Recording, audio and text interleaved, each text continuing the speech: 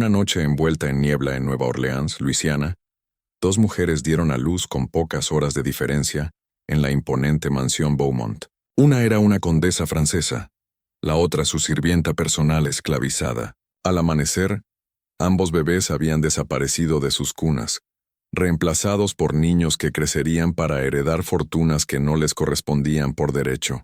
Lo que siguió fue un engaño meticulosamente orquestado que se extendió por 32 años, involucrando documentos falsificados, asesinatos estratégicos y una conspiración tan intrincada que, cuando finalmente se desmoronó en 1857, no solo destruyó a una de las familias más ricas de América, sino que expuso una red de esquemas similares a lo largo del sur antebellum.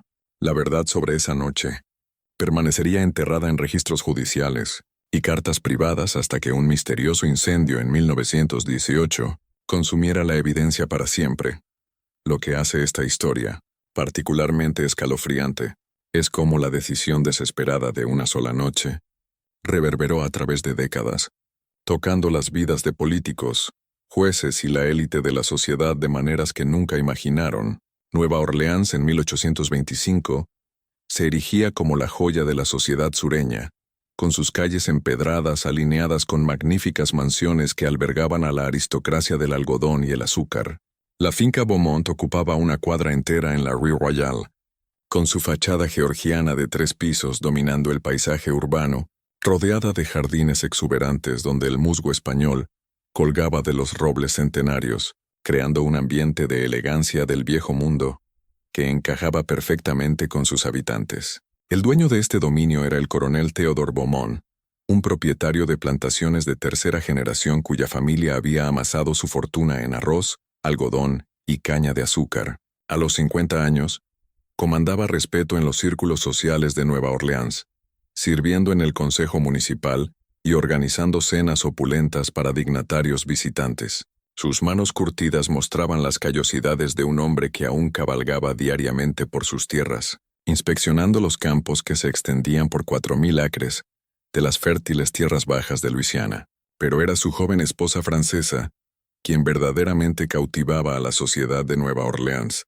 La condesa Isabel de Montclair había llegado a América 4 años antes, huyendo de las turbulencias políticas que siguieron a la Revolución de Julio en Francia. A los 26 años poseía la belleza refinada que la aristocracia europea parecía cultivar de forma natural. Piel de porcelana, ojos verdes que guardaban secretos profundos, y un porte elegante que hacía sentir provincianas a las otras esposas de plantadores. Hablaba 5 idiomas con fluidez y tocaba el violín con tal maestría que incluso las matronas más talentosas de Nueva Orleans se quedaban en silencio cuando sus dedos rozaban las cuerdas. La condesa había traído consigo no solo baúles de vestidos, parisinos y joyas familiares, sino también a Emilia, una joven mujer mulata que servía como su asistente personal. Emilia era inusual entre los esclavos de la casa. Podía leer y escribir en francés e inglés, habilidades que la condesa le había enseñado durante las largas travesías atlánticas. A los 23 años poseía una inteligencia aguda que ocultaba cuidadosamente detrás de una máscara de silencio sumiso. Su tez clara y rasgos refinados a menudo llevaban a los visitantes a confundirla con una mujer libre de color, un error que la condesa nunca se molestaba en corregir. Las dinámicas del hogar se complicaron con el paso de los meses.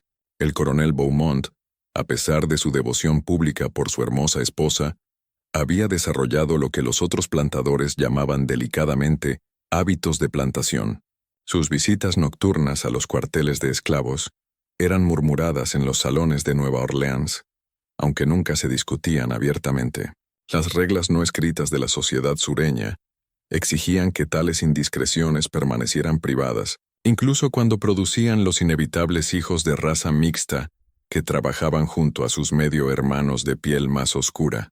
Emilia captó la atención del coronel casi inmediatamente después de su llegada. Su educación y belleza la distinguían de los otros esclavos de la casa, y Beaumont comenzó a convocarla a su estudio por las tardes, supuestamente para ayudar con correspondencia que requería traducción al francés. Estas sesiones se extendieron gradualmente hasta altas horas de la noche, y para el otoño de 1824, los esclavos del hogar susurraban con conocimiento sobre la nueva fascinación del coronel. Mientras tanto, la condesa había formado una amistad inesperada con el doctor Pierre Laurent, un exiliado francés que había establecido una práctica médica entre la élite de Nueva Orleans. Laurent era un hombre impresionante en sus primeros 30 años, con ojos oscuros intensos y un temperamento apasionado típico de los intelectuales revolucionarios. Había huido de Francia tras publicar panfletos, abogando por la abolición de la esclavitud, opiniones que prudentemente mantenía para sí mismo en Nueva Orleans, mientras construía su clientela, atendiendo a las familias adineradas de la ciudad. Las visitas del doctor a la mansión Beaumont se volvieron cada vez más frecuentes a lo largo de 1824, oficialmente para tratar a la condesa por lo que diplomáticamente denominaba condiciones nerviosas, comunes entre las damas europeas que se adaptaban al clima sureño. Sus consultas a menudo duraban horas, conducidas en un francés rápido que el personal de la casa no podía entender. La condesa emergía de estas sesiones con mejillas sonrojadas y ojos brillantes, su melancolía temporalmente aliviada. Para el invierno de 1824, ambas mujeres mostraban signos inconfundibles de embarazo. La condesa anunció su condición con gran alegría, atribuyéndola a los efectos beneficiosos del aire de Luisiana y la devoción de su esposo.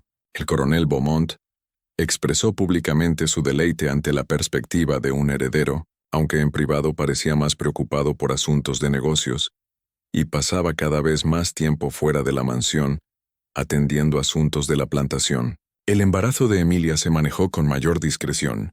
Tales situaciones eran lo suficientemente comunes en los hogares de plantaciones como para no causar comentarios, y la condesa informó a su esposo de manera factual que su asistente personal no podría realizar tareas pesadas durante varios meses. Arregló para que Emilia se mudara a una pequeña cabaña en los terrenos de la mansión, ostensiblemente para garantizar un mejor cuidado durante su confinamiento. A medida que llegaba la primavera, ambos embarazos progresaban normalmente, aunque la condesa comenzó a mostrar una nerviosidad que incluso su esposo notó. Empezó a dar largos paseos sola por el jardín, a menudo deteniéndose para hablar en tonos susurrados con Emilia cuando la encontraba cerca de la cabaña. El personal de la casa, entrenado para notar cada matiz en los humores de sus amos, percibía una tensión subyacente que parecía fortalecerse a medida que se acercaban las fechas esperadas de parto.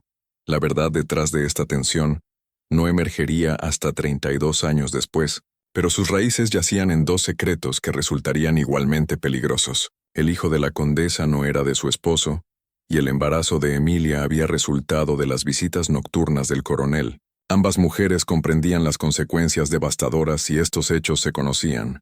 La condesa sería expulsada de la sociedad en desgracia, mientras que Emilia probablemente sería vendida lejos de su hijo, un destino que había presenciado en otras mujeres esclavizadas, que habían atraído la atención no deseada de su amo.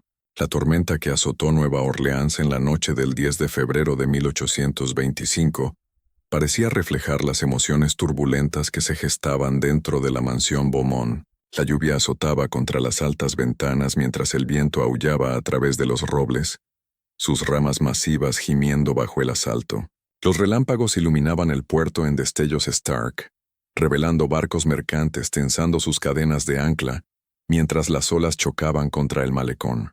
Dentro de la mansión, la condesa paseaba inquieta por las habitaciones iluminadas por velas, una mano presionada contra su vientre hinchado mientras las contracciones comenzaban su ritmo implacable. Su labor había empezado al atardecer, justo cuando las primeras nubes se acumulaban en el horizonte.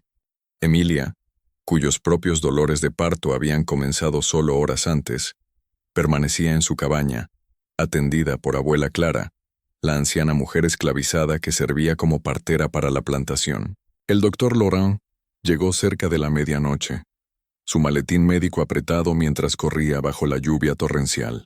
Su compostura habitual mostraba grietas de ansiedad, mientras era escoltado a los aposentos de la condesa, donde ella se aferraba al poste de la cama con nudillos blancos, su cabello cuidadosamente arreglado ahora húmedo por el sudor. El coronel Beaumont esperaba abajo en su estudio, manteniendo la tradición distante del caballero sureño alejado del desordenado asunto del parto. La tormenta empeora, jadeó la condesa entre contracciones. sus ojos verdes fijos en los relámpagos que iluminaban intermitentemente la habitación. Tal vez sea un presagio. El doctor Laurent se arrodilló junto a su cama, comprobando su pulso con eficiencia practicada. Las tormentas a menudo acompañan los nacimientos, respondió en francés, su voz firme a pesar del temblor en sus manos. La naturaleza parece entender la importancia de tales momentos. A medida que las horas se arrastraban hacia el amanecer, ambas mujeres laboraban en luchas paralelas separadas por menos de 50 yardas. Los gritos de la condesa, amortiguados por almohadas de seda y gruesas paredes de la mansión, competían con la furia de la tormenta. En la cabaña, Emilia mordía una tira de cuero para silenciar sus propios sonidos de dolor, sabiendo que cualquier disturbio podría atraer atención no deseada de la casa principal. Abuela Clara se movía entre sus dos pacientes con la eficiencia nacida de haber entregado innumerables bebés de plantación. A los 70 años había visto toda variedad de complicaciones en partos y secretos familiares. Sus manos nudosas poseían una habilidad casi sobrenatural para guiar nueva vida al mundo, y su discreción le había ganado la confianza de 3 generaciones de la élite de Nueva Orleans. Lo que presenció esa noche pondría a prueba incluso su legendaria capacidad para guardar silencio. El hijo de la condesa llegó primero, justo cuando la tormenta comenzaba a amainar alrededor de las 4:00 de la mañana. El doctor Laurent sostuvo al infante con manos que temblaban ligeramente, mientras examinaba los diminutos rasgos a la luz de las velas.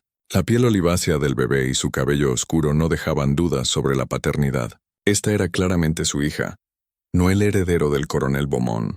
Es hermosa, susurró en francés, pero su voz llevaba el peso de comprender la catástrofe que este nacimiento representaba. Si el coronel veía a este niño, surgirían preguntas que podrían destruir todas sus vidas. Menos de 1 hora después, abuela Clara ayudó a dar a luz al bebé de Emilia en la cabaña, un niño con piel clara y la distintiva nariz Beaumont que había marcado 3 generaciones de la familia. La ironía no se le escapó a la vieja partera, quien había atendido el nacimiento del coronel 30 años antes, y reconoció el parecido familiar de inmediato. Al romper el alba sobre Nueva Orleans, pintando las calles lavadas por la tormenta en oro pálido, 2 mujeres enfrentaban la realidad de sus situaciones imposibles. La condesa miraba a su hija, sabiendo que presentar a esta niña obviamente de raza mixta como el heredero de su esposo, expondría su adulterio de inmediato. Emilia sostenía a su hijo, entendiendo que aunque su piel clara podría protegerlo del trabajo de campo, aún crecería esclavizado, para siempre impedido de reclamar su verdadero patrimonio como Beaumont. Fue el doctor Laurent quien primero expresó lo que todos pensaban. Después de asegurarse de que el coronel Beaumont permaneciera ocupado evaluando daños por la tormenta en la propiedad, regresó sigilosamente a la cámara de la condesa, donde ella sostenía a su hija con ternura desesperada. Debemos considerar las realidades prácticas, dijo en voz baja. Su entrenamiento médico le ayudaba a abordar la crisis con desapego clínico. Su esposo espera ver a su hijo y heredero. Si ve a este niño. Los ojos verdes de la condesa se llenaron de lágrimas, pero su crianza aristocrática le había enseñado a enfrentar desastres con dignidad. Sé lo que está sugiriendo Pierre, pero ¿cómo podría ser posible algo así? La respuesta vino de una fuente inesperada. Abuela Clara apareció en la puerta, su rostro anciano surcado por la preocupación. Señora Isabel, dijo con cuidado usando el tratamiento familiar que se había ganado a través de años de servicio fiel. Podría haber una manera de proteger a ambos bebés. Las palabras de la anciana quedaron suspendidas en el aire como humo de las velas agonizantes. Ella había entregado a ambos niños con horas de diferencia, y solo ella comprendía el alcance completo del dilema. Más importante aún, poseía el conocimiento práctico de cómo se guardaban secretos en plantaciones y se protegían linajes familiares. El niño de Emilia podría pasar por su hijo, continuó abuela Clara, su voz apenas un susurro, y su pequeña niña podría crecer como la hija de Emilia. Ambos niños vivirían. Ambos estarían protegidos de diferentes maneras. La condesa sintió su mundo cambiando bajo ella como arena durante la tormenta reciente. La propuesta era monstruosa en su engaño, pero ofrecía el único camino adelante que podría preservar la seguridad de todos. Su hija crecería esclavizada pero protegida, mientras que el hijo de Emilia heredaría una fortuna que era suya por sangre, si no por ley. El doctor Laurent comprendió inmediatamente las complicaciones médicas que requeriría tal engaño. Los registros de nacimiento, dijo lentamente, necesitarían ser alterados. Y su esposo nunca debe sospechar. Emilia, quien había sido convocada de la cabaña una vez que el coronel partió para una inspección planeada de sus campos de caña, escuchó la propuesta de intercambio con la aceptación estoica de alguien que había aprendido a no esperar justicia de la vida. Su hijo ganaría todo: educación, riqueza, libertad, mientras que la hija de su ama enfrentaría las duras realidades de la esclavitud.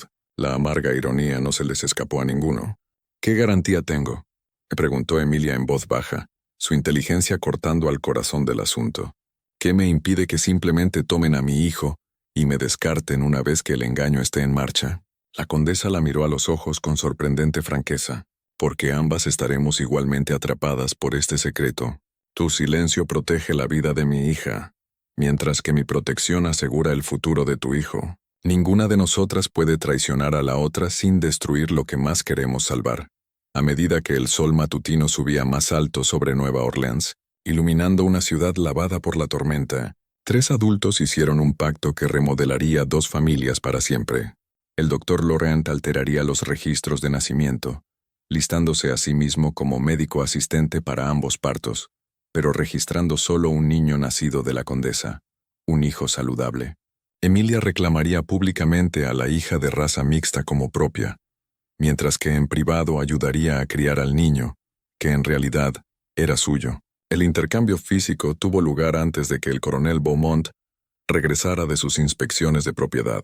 Abuela Clara envolvió cuidadosamente a ambos infantes, sus manos experimentadas asegurando que el cambio pareciera natural para cualquiera que no hubiera presenciado los nacimientos reales. La condesa sostuvo a su hijo, el hijo de Emilia, y se maravilló de cómo encajaba perfectamente en el rol de heredero Beaumont, pero al ver a Emilia acunando a la infante de raza mixta que en realidad era su hija, la condesa sintió los primeros brotes de una protectividad obsesiva que impulsaría sus acciones durante las próximas 3 décadas. Este no era simplemente un asunto de intercambiar niños, era el comienzo de una elaborada representación que requeriría vigilancia constante para mantenerla. El engaño se mantuvo notablemente bien durante los primeros años siguientes a esa noche tormentosa de febrero. El coronel Beaumont dio la bienvenida a su supuesto heredero con genuino orgullo, nombrándolo Alexandre Théodore Beaumont en honor a su propio abuelo. El niño creció hasta convertirse en un apuesto infante con tez clara y rasgos fuertes que lo marcaban inconfundiblemente como aristocracia de plantación. Los visitantes de la mansión se extasiaban con el joven Alexandre, comentando su notable parecido con su padre y prediciendo un futuro brillante para la dinastía Beaumont.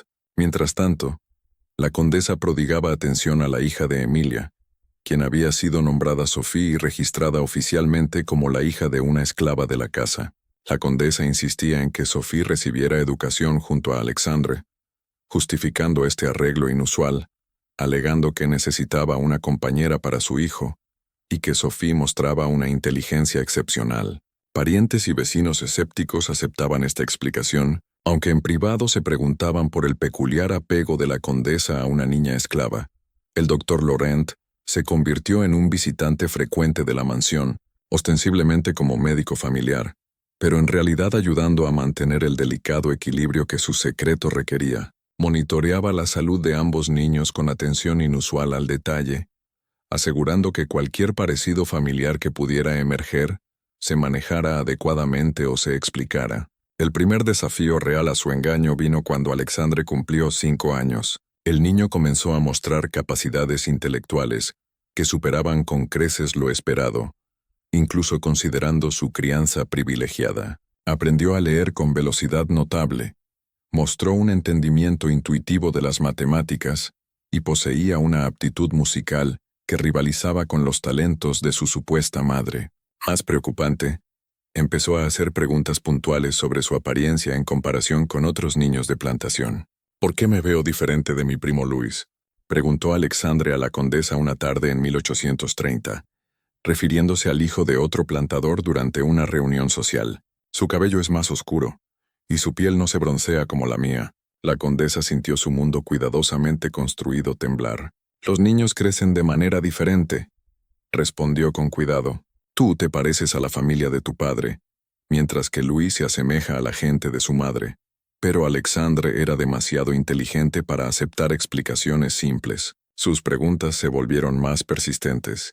Y peor aún, comenzó a formar un vínculo inusualmente cercano con Sophie, quien actuaba como su asistente personal, a pesar de tener solo 5 años.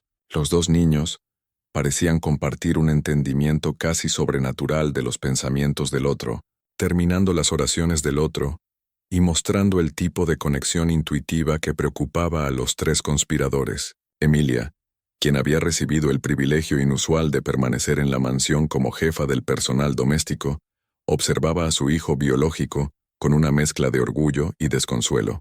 No podía reconocer su relación, pero encontraba formas sutiles de guiar su educación y protegerlo de las realidades más duras de la vida en la plantación. Sus interacciones con Sophie, la hija real de la condesa, eran más complicadas. Amaba a la niña, pero luchaba con el conocimiento de que cada ventaja que ganaba Alexandre venía a expensas de Sophie.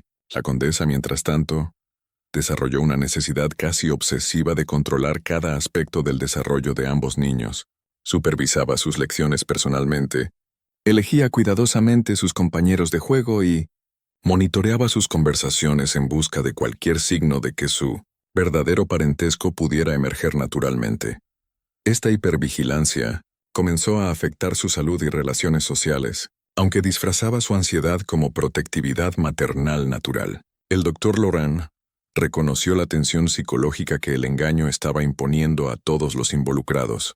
Durante sus visitas regulares, observaba cómo las manos de la condesa temblaban cuando veía jugar a Alexandre, cómo los ojos de Emilia seguían a su hijo biológico, con anhelo apenas oculto, y cómo ambos niños parecían de alguna manera conscientes de que sus vidas se construían sobre fundamentos que no entendían.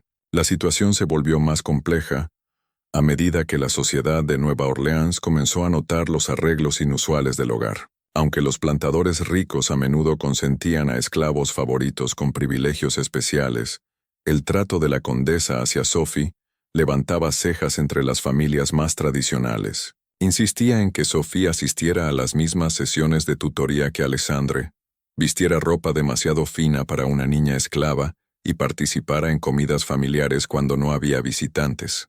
Esa mujer francesa mima a sus esclavos de la casa más allá de toda razón, susurraba la señora Eleanor Duval durante un té de damas en 1831. Marquen mis palabras, tal permisividad no lleva a nada más que problemas. Los esclavos que olvidan su lugar se vuelven peligrosos. Estos murmullos llegaron a los oídos del coronel Beaumont, causándole cuestionar por primera vez la gestión del hogar de su esposa desde su matrimonio. La confrontación que siguió casi destrozó su fachada cuidadosamente mantenida. Isabel, he oído informes perturbadores sobre tu trato a los esclavos, dijo el coronel una noche mientras se sentaban en su estudio, particularmente en cuanto a esa niña mulata, a la que has tomado tanto cariño. La condesa sintió hielo formarse en sus venas, pero su entrenamiento aristocrático le sirvió bien. Sophie es excepcionalmente brillante, respondió con fluidez. Pensé que beneficiaría a Alexandre tener una compañera educada, alguien que pudiera asistir con sus estudios y proporcionar compañía adecuada cuando otros niños no estén disponibles. Los esclavos educados se convierten en esclavos rebeldes, replicó Beaumont con firmeza. Y hay charlas entre nuestros vecinos sobre tus apegos inusuales. Refleja mal en la reputación de nuestra familia. La amenaza en sus palabras era inconfundible. La condesa entendía que caminaba una línea peligrosa entre proteger a su hija y mantener el engaño sobre su hijo. Cualquier comportamiento que pareciera demasiado fuera de las normas de la plantación podría invitar a un escrutinio más cercano, lo que podría descubrir la verdad sobre el parentesco de ambos niños. Esa noche, tomó una decisión que la perseguiría por el resto de su vida. Llamó a Emilia a sus aposentos privados y le dio la noticia devastadora. Sophie debe ser vendida, dijo en voz baja, su voz firme a pesar de las lágrimas que corrían por su rostro. Mi esposo sospecha algo, y si atraemos más atención a su presencia aquí, todo podría desmoronarse. Emilia miró a su ama en shock. Este era el único resultado que no habían anticipado cuando hicieron su pacto 6 años antes. Prometiste que estaría protegida, susurró. Y lo estará, respondió la condesa desesperadamente. Arreglaré para que sea enviada a una familia en Mobile. Gente que conozco que la tratará bien. Será educada, bien cuidada y segura de descubrimientos. La amarga ironía era abrumadora. Para proteger el engaño que daba a Alexandre su herencia, la condesa tenía que sacrificar a su propia hija a la esclavitud en una ciudad distante. Emilia reconoció la terrible lógica incluso mientras su corazón se rompía por la niña que había criado como propia durante 6 años. Pero la partida de Sophie creó un problema inesperado. Alexandre, ahora de 6 años, reaccionó a la pérdida de su compañera más cercana con un grief inconsolable. Se negaba a comer, apenas hablaba y parecía perder todo interés en sus estudios y juegos. Peor aún, comenzó a hacer preguntas cada vez más puntuales sobre dónde había ido Sophie y por qué no podía regresar. Era mi hermana, declaró con la certeza absoluta de la infancia, una afirmación que envió escalofríos a todos los que la oyeron. No mi esclava, mi hermana. Y las hermanas no deberían ser vendidas. El doctor Laurent sugirió que la reacción de Alexandre indicaba una inestabilidad emocional que podría requerir tratamiento, pero la condesa reconoció que era algo mucho más peligroso. El entendimiento intuitivo entre los dos niños había creado un lazo que trascendía su supuesta relación. Alexandre de alguna manera sentía que Sophie era más importante para su identidad de lo que cualquiera estaba dispuesto a admitir. La venta se arregló a través de intermediarios para evitar crear un rastro de papel que pudiera implicar más tarde a la condesa en favoritismo sospechoso. Sophie fue vendida a la familia Harrington en Mobile, a quienes se les dijo que era una esclava de casa brillante que había sido excesivamente consentida por sus dueños anteriores. La condesa proporcionó un incentivo financiero sustancial para asegurar que Sophie recibiera educación y trato amable, aunque nunca pudiera reconocer la verdadera razón de su generosidad. En el día en que Sophie dejó Nueva Orleans, escondida en la parte trasera de un carro de mercader, ambas mujeres se pararon en diferentes ventanas de la mansión y vieron a su hija desaparecer por la avenida arbolada.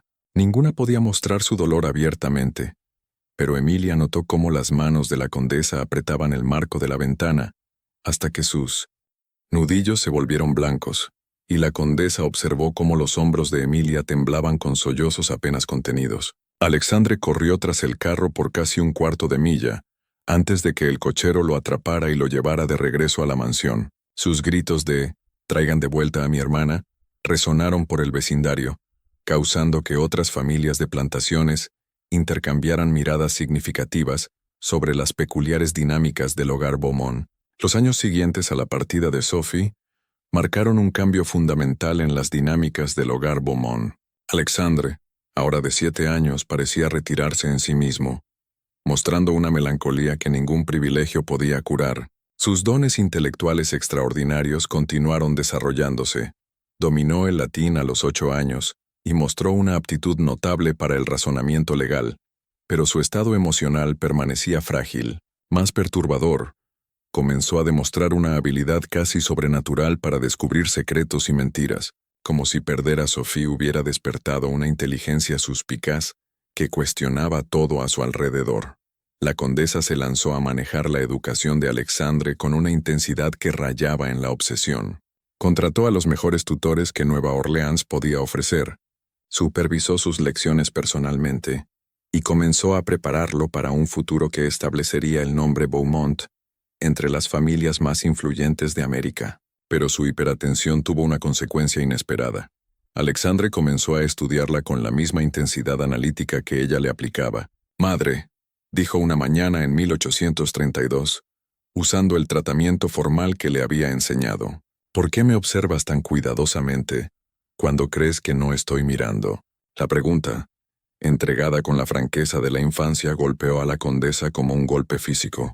«Todas las madres observan a sus hijos», respondió, luchando por mantener su voz firme. «Pero no como tú lo haces», persistió Alexandre con incómoda precisión. «Me observas como si temieras que pudiera desaparecer. Y a veces, cuando crees que nadie ve, pareces triste cuando me miras. ¿Por qué te haría yo triste?» Estas conversaciones se volvieron más frecuentes y profundas. A medida que Alexandre maduraba, su inteligencia se desarrollaba en algo formidable, y la condesa comenzó a darse cuenta de que los mismos dones que asegurarían su éxito también podrían llevarlo a descubrir la verdad sobre sus orígenes. Mientras tanto, Emilia había sido promovida a ama de llaves principal, una posición que le daba acceso sin precedentes a los asuntos privados de la familia. Usaba esta ventaja para recopilar información sobre el desarrollo de Alexandre y, más secretamente, para rastrear noticias sobre la vida de Sophie en Mobile. A través de una red de comunicaciones entre esclavos que conectaba plantaciones a lo largo del sur, aprendió que Sophie estaba siendo bien tratada, pero mostraba signos de la misma precocidad intelectual que marcaba a Alexandre. El doctor Laurent continuó sus visitas regulares, pero su rol había evolucionado de cuidado médico a consejería psicológica para los tres conspiradores. La tensión de mantener su engaño estaba cobrando un peaje visible. La condesa sufría de dolores de cabeza persistentes y episodios de agotamiento nervioso, mientras que Emilia mostraba la tensión controlada de alguien que constantemente anticipaba un desastre. Esto no puede continuar indefinidamente, advirtió Laurent durante una consulta privada con la condesa en 1833. Alexandre es demasiado inteligente, demasiado observador. Eventualmente, comenzará a unir inconsistencias en su historia familiar. Las preocupaciones del doctor resultaron proféticas antes de lo anticipado. En el verano de 1834, cuando Alexandre tenía 9 años, hizo un descubrimiento que amenazó con desentrañar todo lo que habían construido. Mientras exploraba la biblioteca de la mansión, Alexandre encontró una colección de papeles personales de su madre que habían sido dejados descuidadamente sin llave. Entre ellos estaba una carta que el doctor Laurent había escrito a la condesa poco después de los nacimientos, discutiendo la naturaleza delicada del arreglo y la necesidad de vigilancia continua respecto al intercambio. Alexandre no podía entender completamente las implicaciones de la carta, pero su inteligencia precoz captó que se refería a algún tipo de engaño significativo involucrando su nacimiento. Más importante, la carta mencionaba a Sophie por nombre, describiéndola como la otra niña involucrada en nuestro acuerdo. Esa noche en la cena, Alexandre miró directamente a sus supuestos padres y preguntó, ¿de qué intercambio estaban discutiendo usted y el doctor Laurent en su carta sobre Sophie y yo? El silencio que siguió pareció extenderse por horas. El coronel Beaumont, quien no sabía nada de la carta o su contenido, parecía confundido. La condesa sintió el mundo inclinarse bajo sus pies. Solo Emilia, sirviendo en la mesa, comprendía la catástrofe completa del momento. «No sé de qué hablas, querido», logró decir la condesa, su entrenamiento en compostura aristocrática apenas manteniendo su voz firme. Pero Alexandre había heredado más que inteligencia de sus padres biológicos. También había adquirido su habilidad para detectar engaños. «Sí lo sabe», dijo en voz baja, «y algún día voy a descubrir qué pasó realmente la noche en que nací». La amenaza en esas palabras, pronunciadas por un niño de 9 años, enfrió a todos los presentes. Alexandre acababa de declarar guerra contra las mentiras que habían moldeado su existencia entera, y todos entendían que su inteligencia formidable lo convertía en un oponente peligroso. La confusión del coronel Beaumont sobre el intercambio lo llevó a cuestionar a su esposa en privado más tarde esa noche. La condesa logró desviar sus indagaciones alegando que Alexandre había malentendido una vieja carta sobre compras de bienes para el hogar, pero podía ver la duda formándose en los ojos de su esposo. La situación se volvió más peligrosa cuando Alexandre comenzó a conducir lo que solo podía describirse como investigaciones sobre su historia familiar. Preguntaba a los esclavos del hogar sobre la noche de su nacimiento, estudiaba retratos familiares en busca de parecidos e incluso intentaba corresponder con parientes en Francia para aprender más sobre el fondo de su madre. Emilia se encontró en una posición imposible. Las preguntas de Alexandre a menudo venían a ella, ya que su rol como ama de llaves le daba autoridad sobre registros del hogar y testimonios de esclavos. Tenía que equilibrar la protección del engaño con evitar mentiras directas al niño que en realidad era su hijo. «Señorita Emilia», dijo Alexandre una tarde en 1835, usando el tratamiento respetuoso que le habían enseñado para esclavas favorecidas de la casa. «¿Recuerda algo inusual sobre la noche en que nací?» Emilia sintió su corazón acelerarse, pero había aprendido a controlar sus expresiones a lo largo de años de esclavitud. «Fue una tormenta terrible esa noche», dijo con cuidado. «La peor que he visto. Árboles cayendo, lluvia descendiendo como el día del juicio. ¿Pero recuerda algo sobre que Sophie naciera también alrededor del mismo tiempo? La pregunta quedó suspendida en el aire como humo de un fuego agonizante. Emilia entendía que sus próximas palabras podrían determinar el destino de ambos niños que había traído al mundo. Muchos bebés nacen durante tormentas, respondió finalmente. Las tormentas parecen traer bebés al mundo. Pero yo solo estaba ayudando a abuela Clara. No era mi lugar prestar atención a tales cosas. Alexandre estudió su rostro con esos ojos penetrantes que le recordaban dolorosamente a ella misma. Le gustaba mucho Sophie, ¿verdad? Más de lo que la mayoría de los esclavos gustan a los hijos de otros esclavos. Sophie era una niña dulce, admitió Emilia, permitiendo que emoción genuina coloreara su voz. Cualquier persona habría amado a esa pequeña. Aún sueño con ella a veces, dijo Alexandre en voz baja. Sueño que no era realmente su hija en absoluto, que era algo más, alguien más. La conversación terminó allí, pero Emilia entendía que la mente subconsciente de Alexandre estaba trabajando hacia verdades que su intelecto consciente aún no había captado. El niño estaba literalmente soñando su camino hacia el descubrimiento de su engaño, y no parecía haber forma de detenerlo. Ese mismo año trajo presiones externas que complicaron su situación aún más. La salud del coronel Beaumont comenzó a declinar, planteando preguntas sobre herencia y sucesión que la condesa había esperado posponer por muchos años más. La Sociedad de Nueva Orleans esperaba que Alexandre comenzara a asumir responsabilidades propias de un futuro dueño de plantación, lo que significaba mayor escrutinio de su carácter, capacidades y conexiones familiares. La condesa se dio cuenta de que el tiempo se agotaba para mantener su secreto. Alexandre pronto sería lo suficientemente mayor para demandar respuestas reales a sus preguntas. La eventual muerte del coronel Beaumont requeriría documentación legal que podría exponer inconsistencias, y la presión de su engaño estaba comenzando a afectar la estabilidad mental de todos. Pero la mayor amenaza vino de una fuente inesperada. A finales de 1835, llegó palabra a Nueva Orleans de que Sophie, ahora de 10 años, estaba mostrando habilidades intelectuales extraordinarias en Mobile. La familia Harrington había quedado tan impresionada con sus capacidades que consideraban enviarla al norte para educación avanzada, una oportunidad casi inaudita para una niña esclava. Si Sophie recibía tal educación, eventualmente poseería el conocimiento y conexiones sociales para investigar sus propios orígenes. Dos niños brillantes, separados por geografía pero conectados por sangre y misterio, estaban ambos moviéndose hacia descubrimientos que podrían destruir el elaborado engaño que había moldeado sus vidas. La condesa entendía que enfrentaba una elección que definiría el resto de su existencia. Podía continuar protegiendo el secreto que preservaba la reputación de su familia y la herencia de Alexandre, o podía encontrar una forma de revelar la verdad antes de que explotara más allá de su control. Pero la protección del secreto requeriría medidas mucho más drásticas de lo que había contemplado previamente.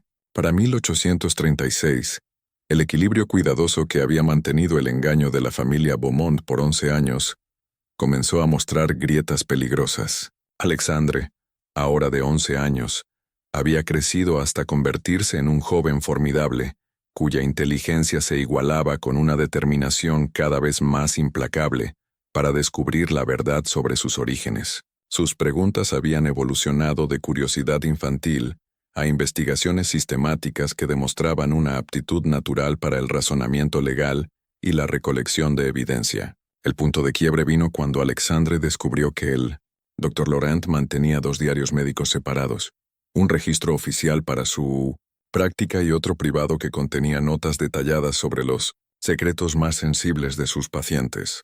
Alexandre había observado el hábito del doctor de escribir en este diario, privado durante visitas a la mansión, y había deducido su ubicación en el estudio del doctor. Una tarde de otoño, mientras acompañaba a su supuesta madre en una visita social para discutir su educación futura, el niño se escabulló de los adultos y buscó sistemáticamente el estudio del Dr. Laurent. Lo que encontró superó sus peores sospechas sobre los secretos de su familia. El diario privado contenía referencias explícitas al intercambio de infantes, observaciones médicas detalladas sobre el desarrollo de ambos niños y, lo más condenatorio, registros de pagos sustanciales de la condesa para mantener la discreción respecto al arreglo. Las entradas pintaban un cuadro claro de una conspiración involucrando niños intercambiados, registros falsificados y engaño continuo que había durado más de una década. Pero Alexandre encontró algo más que lo enfrió, incluso más que la confirmación de sus sospechas. Entradas recientes indicando que el Dr. Laurent estaba volviéndose cada vez más inestable bajo la presión de mantener el secreto. El doctor había comenzado a beber fuertemente, y sus entradas mostraban signos de paranoia y culpa, que sugerían que podría estar acercándose a un colapso psicológico completo. El niño sospecha todo. Leía una entrada de agosto de 1836. Sus preguntas se vuelven más incisivas cada mes, y temo que ha heredado una inteligencia que eventualmente nos expondrá a todos. La condesa se vuelve desesperada, hablando de medidas que me asustan incluso a mí. ¿Cuánto tiempo podemos continuar esta farsa antes de que nos destruya a todos? Más perturbadoras eran las referencias del doctor a comunicaciones que había estado recibiendo de Mobile sobre el desarrollo de Sophie. La familia Harrington había escrito preguntando sobre la historia médica de la niña, habiendo notado características físicas inusuales que no coincidían con su supuesto parentesco. Sophie estaba desarrollando rasgos que se asemejaban fuertemente a la aristocracia europea, en lugar de la ascendencia africana esperada en una niña esclava. Alexandre copió cuidadosamente pasajes clave del diario antes de devolverlo a su escondite. Mientras se reunía con los adultos, su mente ya formulaba planes para usar esta información. El niño acababa de adquirir armas que podrían destruir a todos los que lo habían engañado, pero también estaba comenzando a entender las complejas motivaciones detrás de sus acciones. Esa noche, Alexandre confrontó a la condesa en sus aposentos privados con una franqueza que la dejó sin palabras. «Sé sobre el intercambio», dijo simplemente, produciendo las copias de las entradas del diario. «Sé que Sophie era su hija real y que yo soy el hijo de una esclava. Lo que no entiendo es por qué ha mantenido este engaño por tanto tiempo». La condesa miró los papeles en sus manos, sintiendo las paredes de su mundo cuidadosamente construido, derrumbándose a su alrededor. Pero su crianza aristocrática le sirvió incluso en este momento de crisis. «Si verdaderamente entiendes lo que contienen esos papeles», respondió en voz baja, «entonces también entiendes lo que revelar esta información significaría para ambos». Alexandre consideró esto con la inteligencia calculadora que lo había convertido en un oponente formidable. «Usted sería deshonrada y probablemente expulsada de la sociedad», dijo lentamente. «Yo perdería todo: herencia, educación, posición social, la libertad misma. Ambos estamos atrapados por este secreto». «Precisamente», confirmó la condesa. «Por eso nunca debe ser revelado». Pero Alexandre ya había pasado más allá de la simple exposición a cálculos más complejos sobre poder y apalancamiento. «Hay otra persona atrapada por este secreto», señaló. «Mi madre real, la mujer esclava que me ha visto crecer sin poder reconocer nuestra relación». La condesa sintió hielo formarse en sus venas. Las preguntas de Alexandre habían evolucionado a demandas, y sus demandas sugerían que planeaba acciones que podrían ser mucho más peligrosas que una simple revelación. «Emilia ha sido bien cuidada», dijo la condesa a la defensiva. «Ocupa una posición de autoridad en este hogar que pocos esclavos logran». «Pero sigue siendo una esclava», replicó Alexandre con precisión incómoda. «Y yo estoy viviendo la vida que debería haber pertenecido a Sophie». Estos hechos crean ciertas obligaciones morales. La amenaza implícita en sus palabras era inconfundible. Alexandre no estaba simplemente demandando reconocimiento de la verdad. Estaba posicionándose para rehacer todo el arreglo según sus propios cálculos morales. Durante las semanas siguientes, Alexandre comenzó a implementar una campaña que demostraba pensamiento estratégico mucho más allá de sus 11 años. Empezó acercándose directamente a Emilia, hablándole en momentos privados cuando la condesa no podía intervenir. «Sé que eres mi madre», le dijo una mañana mientras ella supervisaba la limpieza de su habitación, «y sé que en algún lugar en Mobile, mi hermana Sophie está viviendo como esclava mientras yo disfruto privilegios que le pertenecen legítimamente». Emilia se había preparado para este momento por años, pero oír las palabras pronunciadas en voz alta aún la choqueó al silencio. Miró al niño que llevaba su sangre, pero nunca podría reclamar públicamente su nombre, entendiendo que todo estaba a punto de cambiar. «Lo que sabes y lo que puedes probar son cosas diferentes», respondió finalmente, usando el lenguaje cuidadoso de alguien que había sobrevivido a la esclavitud eligiendo palabras con precisión. «Puedo probar todo», dijo Alexandre en voz baja. «Los diarios del Dr. Laurent contienen registros detallados de todo el engaño, pero no estoy interesado en la destrucción, estoy interesado en la justicia».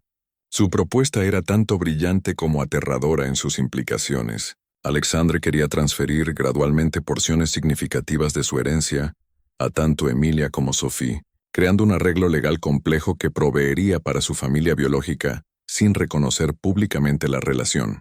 Ya había comenzado a estudiar ley de herencias e identificado varios mecanismos que podrían lograr este objetivo. Pero su plan requería la cooperación activa de los 3 conspiradores, y Alexandre dejó claro que estaba preparado para exponer todo si se negaban a participar. El niño había tomado efectivamente el control de la situación a través de superioridad intelectual y apalancamiento moral. La condesa se encontró enfrentando a un oponente que poseía todas sus propias capacidades estratégicas, más la claridad implacable de la juventud. Alexandre le estaba ofreciendo una elección entre pérdida financiera gradual y destrucción social completa, y ambos entendían cuál opción sería forzada a elegir. La reacción del Dr. Laurent a las demandas de Alexandre proporcionó la primera indicación de cuán peligrosa se había vuelto su situación. Cuando la condesa le informó del descubrimiento y demandas del niño, el estado psicológico ya frágil del doctor colapsó completamente. «Quiere destruirnos a todos», deliró Laurent durante una visita de medianoche a la mansión, su aliento oliendo a alcohol y sus manos temblando de agotamiento nervioso. «Ese niño se ha convertido en un demonio enviado para castigarnos por nuestros pecados». La condesa trató de calmarlo, pero la paranoia de Laurent había progresado más allá de la discusión racional. Comenzó a hacer acusaciones salvajes sobre las intenciones de Alexandre, alegando que el niño planeaba hacerlos arrestar a todos por fraude y conspiración. Más peligrosamente, empezó a amenazar con resolver la situación eliminando a Alexandre antes de que el niño pudiera exponer sus secretos. «Un accidente», murmuró Laurent, «un percance al montar. Quizás una caída del techo de la mansión mientras juega. Los niños mueren de tales maneras todo el tiempo, y nadie cuestiona accidentes trágicos». La condesa retrocedió ante la sugerencia, pero no podía descartar la desesperación del doctor. Laurent poseía conocimiento detallado de su engaño, y su estado mental deteriorado lo hacía capaz de acciones que podrían destruirlos a todos, ya sea a través de violencia o confesión. Alexandre, mientras tanto, había comenzado a corresponder secretamente con contactos en Mobile, intentando recopilar información sobre la situación actual de Sophie. Sus cartas, escritas bajo nombres asumidos y enviadas a través de intermediarios, revelaron que Sophie estaba mostrando características intelectuales y físicas que la marcaban como aristocrática en lugar de nacida de esclava.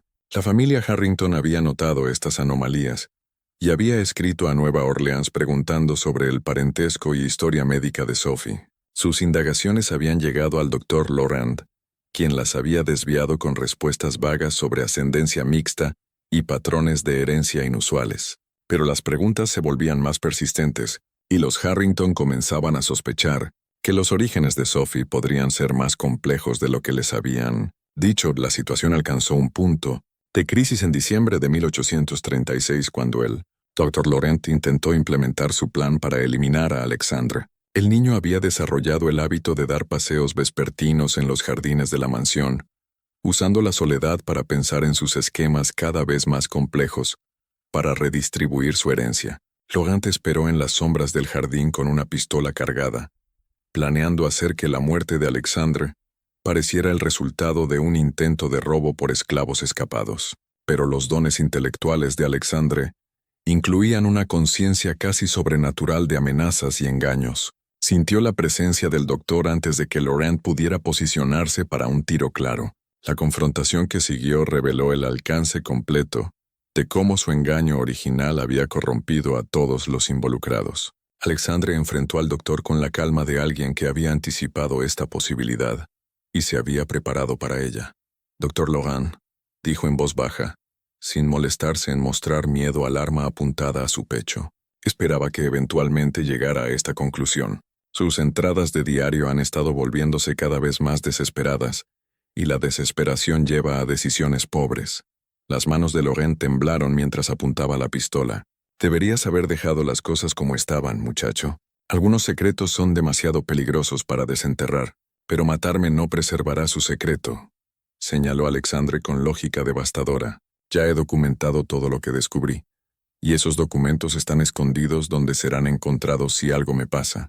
Mi muerte garantizaría la exposición de todo lo que esperaba proteger. El farol funcionó porque sonaba completamente plausible viniendo de Alexandre. Lorraine bajó el arma, entendiendo que había sido superado por un niño de 11 años que pensaba 3 movimientos adelante de cada adulto a su alrededor.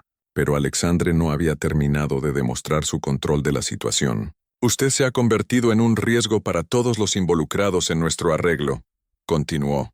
Su bebida, su paranoia, sus impulsos violentos, todas estas cosas amenazan con exponer secretos que otros aún quieren proteger. Tal vez sea tiempo de que considere reubicar su práctica en una ciudad diferente. La sugerencia llevaba la fuerza de una orden respaldada por consecuencias devastadoras. Alexandre estaba efectivamente desterrando al Dr. Laurent de Nueva Orleans, usando el mismo apalancamiento que le había dado control sobre la condesa y Emilia. Laurent entendió que su posición se había vuelto insostenible. En una semana, había vendido su práctica y partido de Nueva Orleans hacia destinos desconocidos, dejando atrás solo una nota breve, alegando que obligaciones familiares requerían su reubicación inmediata. Su partida eliminó el elemento más inestable de su conspiración, pero también removió la experiencia médica que había ayudado a mantener su engaño. Alexandre vio la partida del doctor con satisfacción, pero entendía que remover a Laurent era solo el primer paso en su plan mayor. El niño había tomado exitosamente el control de la situación, pero el control traía responsabilidades que pondrían a prueba su resolución y cálculos morales de maneras que aún no había anticipado completamente. El invierno de 1837 trajo a Alexandre cara a cara con la verdadera complejidad de la justicia que afirmaba buscar, a medida que eventos en tanto Nueva Orleans como Mobile comenzaban a moverse hacia una convergencia que lo forzaría a elegir entre venganza y redención. La primavera de 1837 trajo noticias que forzaría a todos los conspiradores a confrontar las consecuencias últimas de su engaño de 12 años. Sophie, ahora de 12 años y viviendo bajo el nombre de Sophia Harrington en Mobile, había atraído la atención de abolicionistas del norte, que documentaban casos de niños, obviamente de raza mixta, retenidos en esclavitud a pesar de sus rasgos europeos.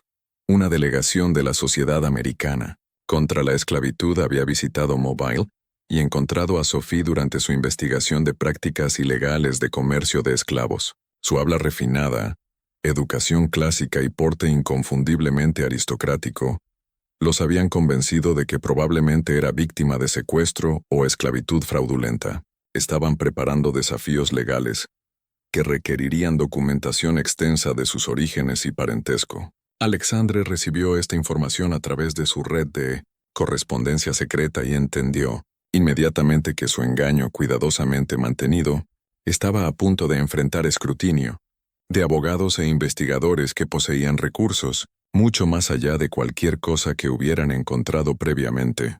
Los abolicionistas demandarían registros de nacimiento, documentación médica y testimonio de todos los presentes durante el supuesto nacimiento de Sophie.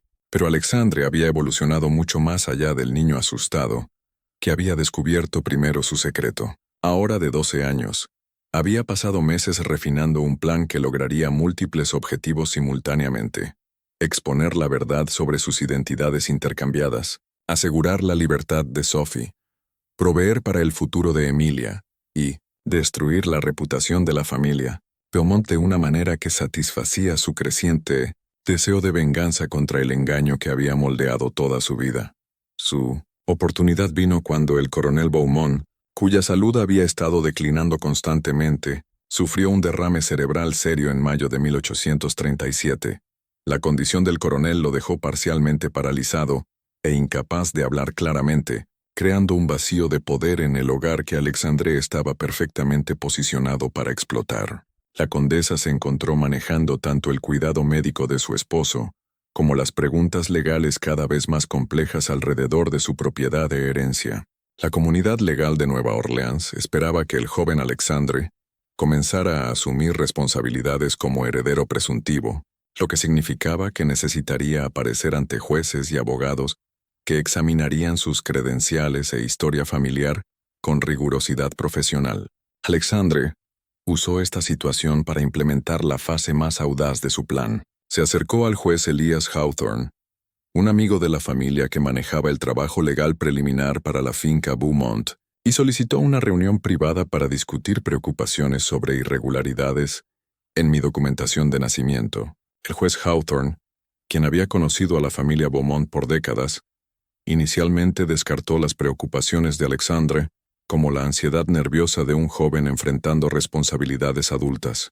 Pero Alexandre presentó su evidencia con la precisión sistemática de un abogado entrenado, exponiendo documentación que pintaba un cuadro innegable de fraude, conspiración e identidades intercambiadas.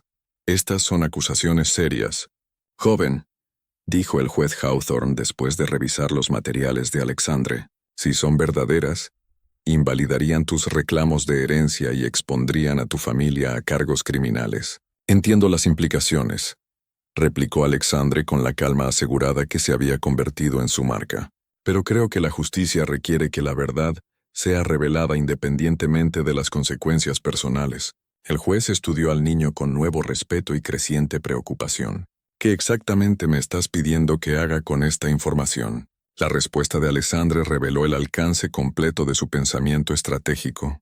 Quería que el juez Hawthorne iniciara una investigación formal sobre las identidades intercambiadas, pero estructurara la investigación de manera que maximizara el daño a la reputación Beaumont, mientras proporcionaba protección legal para Sophie y Emilia. Había identificado mecanismos legales específicos que podrían lograr estos objetivos sin exponer a Sophie a reesclavitud o a Emilia a cargos de conspiración.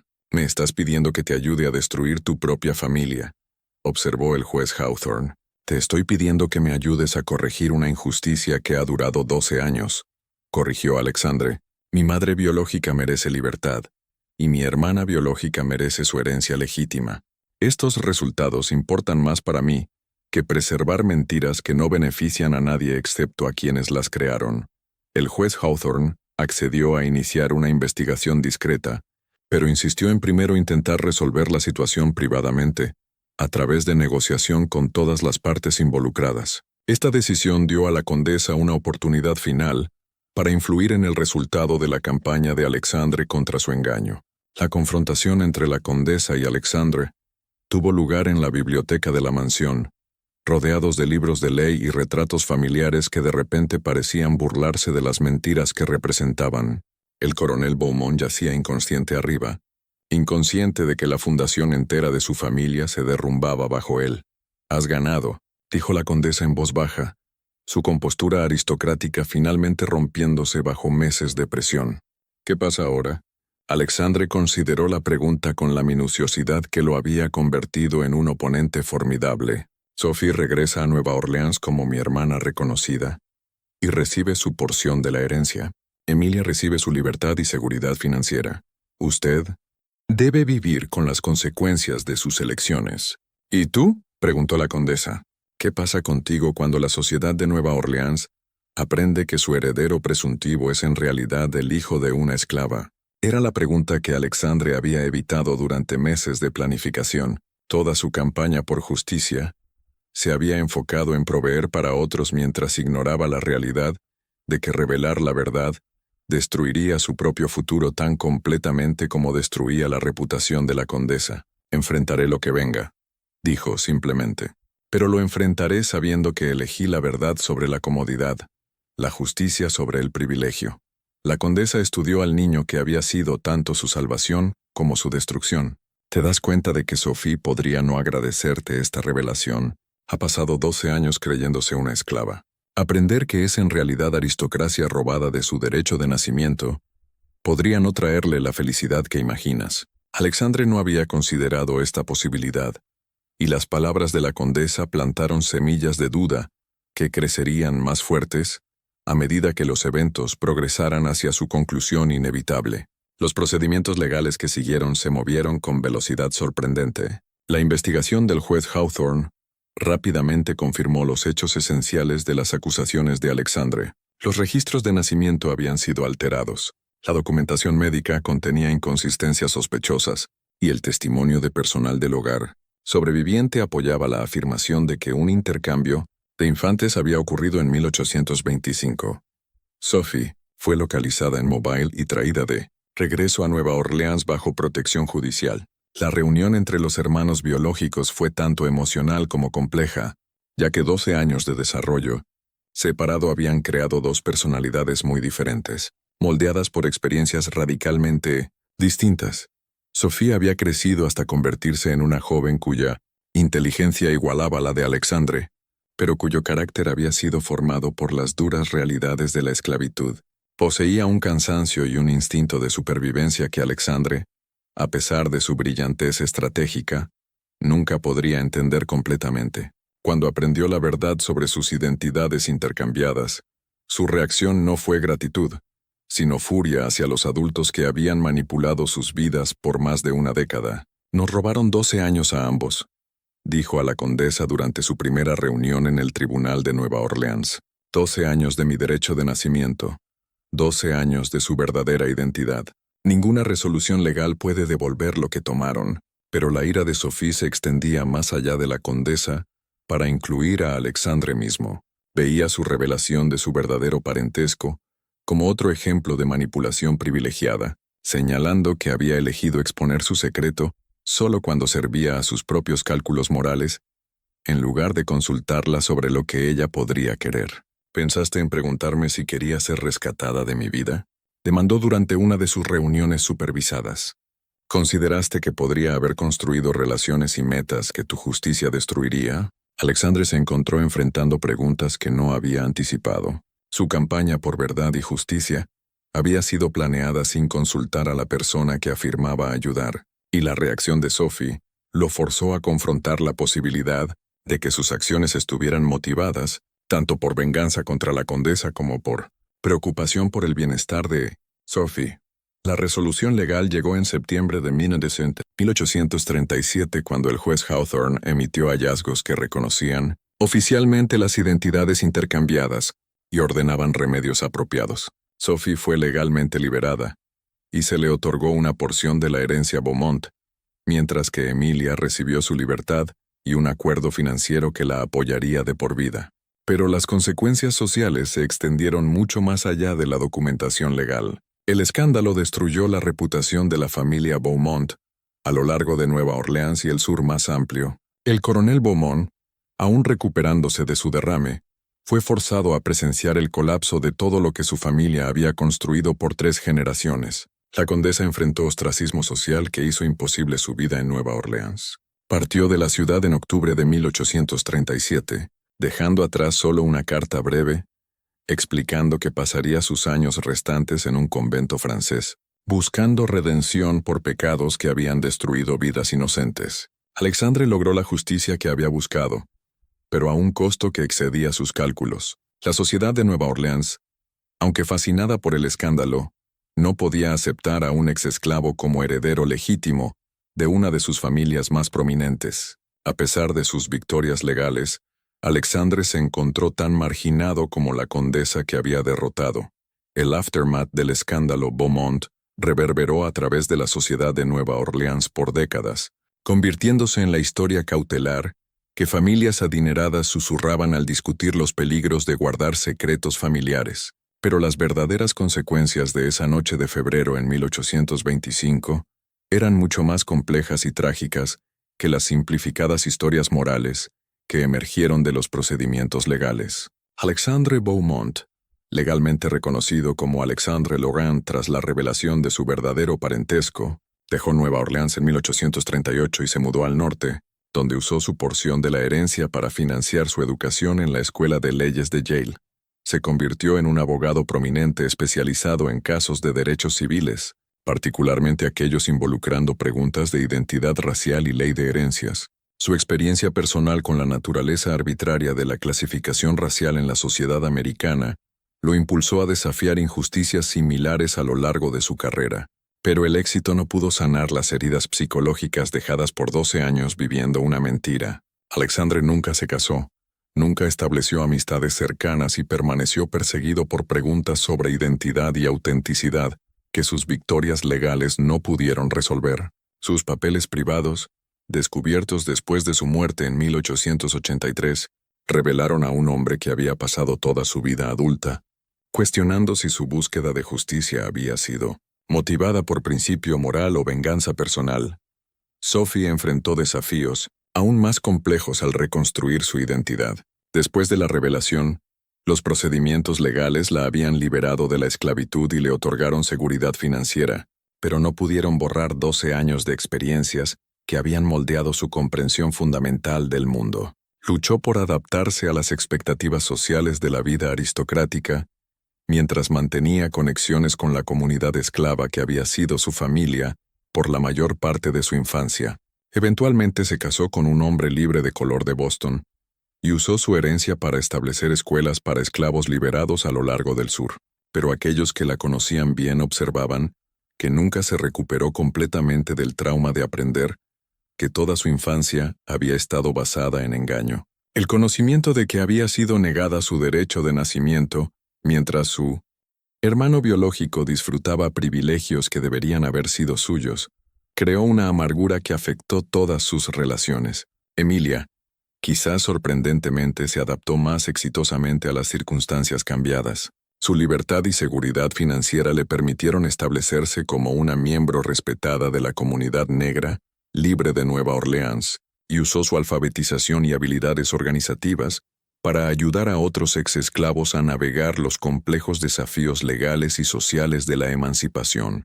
Pero incluso Emilia llevaba cicatrices del engaño. En entrevistas conducidas años después por historiadores estudiando el periodo antebellum, habló sobre el peaje psicológico de ver crecer a su hijo biológico sin poder reconocer su relación. El conocimiento de que cada ventaja que ganaba Alexandre venía a expensas de su hija biológica creó conflictos que nunca resolvió completamente.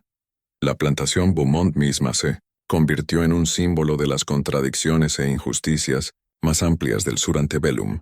Después de la muerte del coronel Beaumont en 1839, la propiedad fue vendida para pagar deudas y acuerdos legales.